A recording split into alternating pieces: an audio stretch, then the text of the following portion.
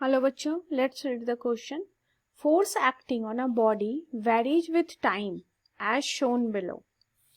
If initial momentum of the body is p vector, then the time taken by the body to retain its momentum p vector again is option 1 8 second, option 2 4 plus 2 root 2 second, option 3 6 second, and option 4 can never obtain. This is the force and time graph. Now the key concept for this question is area of FT curve.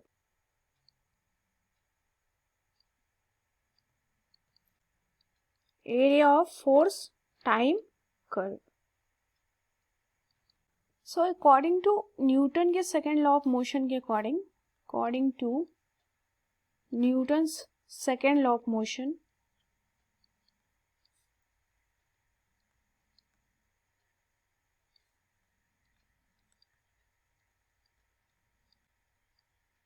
force equal to rate of change of momentum, that is dp upon dt. अगर हम momentum p ले लेते हैं, small p ले लेते हैं, given है यहाँ, तो यहाँ से हम लिख सकते हैं that is dp that equal to f into dt, just cross multiply किया है.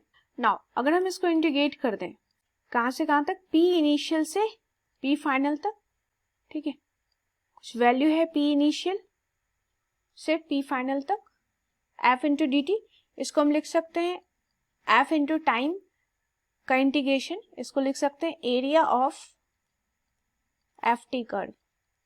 फोर्स एंड टाइम कर्व का एरिया अगर हम फाइंड आउट करेंगे तो ये इसके इंटीग्रेशन के इक्वल हो जाएगा. नाउ अब इस क्वेश्चन में बताना है कि कितने टाइम इंटरवल बाद इनिशियल मोमेंटम अगेन सेम हो जाएगा फाइनल मोमेंटम के, यानी कि गिवन में है कि p इनिशियल जो स्टार्टिंग में था वही इक्वल हो जाए p फाइनल के आफ्टर सम टाइम. तो यहां से हम इंटीग्रेशन की वैल्यू देखते हैं.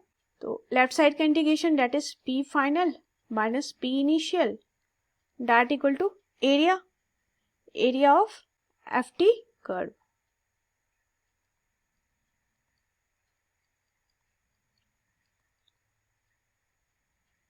अगर final momentum and initial momentum same है तो ये लेफ्ट साइड वाला पार्ट ये जीरो हो जाएगा, यानी कि एरिया जो है एफ टी कर्व का इस टाइम इंटरवल में क्या आना चाहिए, zero.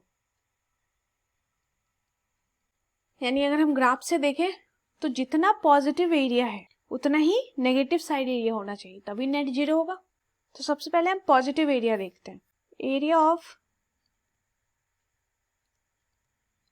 Positive side of curve.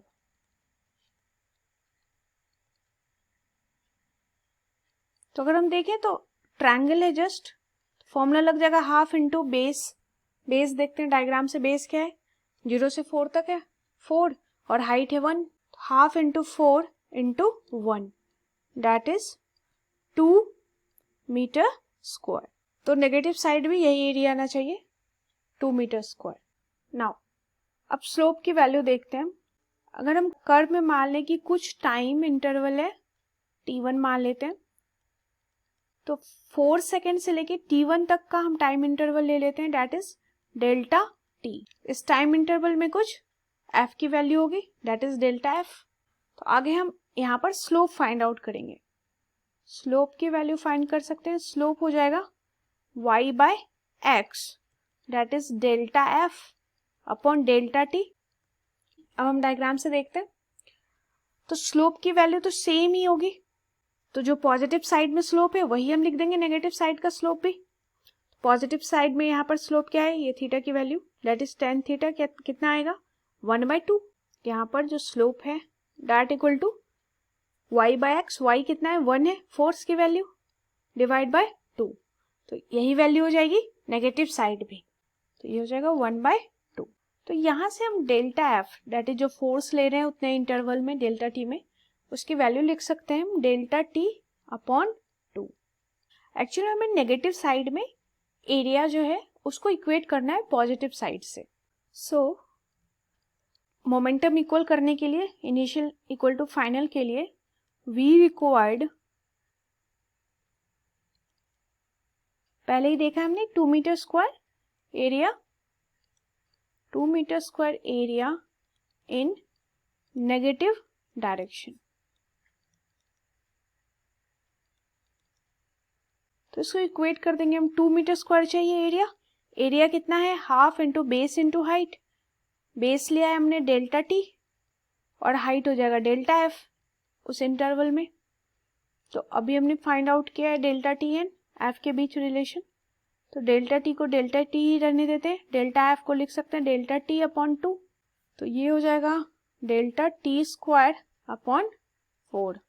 Now delta T square equal to 8, तो delta T equal to under root 8 that is 2√2 second. तो अगर हम डायग्राम से देखें तो ये वैल्यू आई है यहां से यहां तक, दैट इज 2√2 सेकेंड। लेकिन क्वेश्चन में कह रहा है इनिशियल पोजीशन से टाइम टेकन देखना है, तो इनिशियल पोजीशन से कितना टाइम टेकन होगा, यहां तक है 4 सेकेंड एंड यहां से यहां तक आ गया है हमारा time, that is 2√2 second.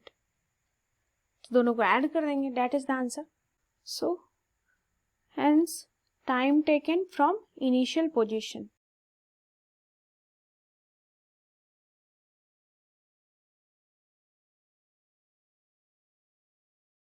That equal to 4 plus delta T, तो डेल्टा टी की वैल्यू अभी हमने फाइंड आउट कर लिया ऊपर 2√2, तो ये हो जाएगा 4 plus 2√2 second, that is the answer.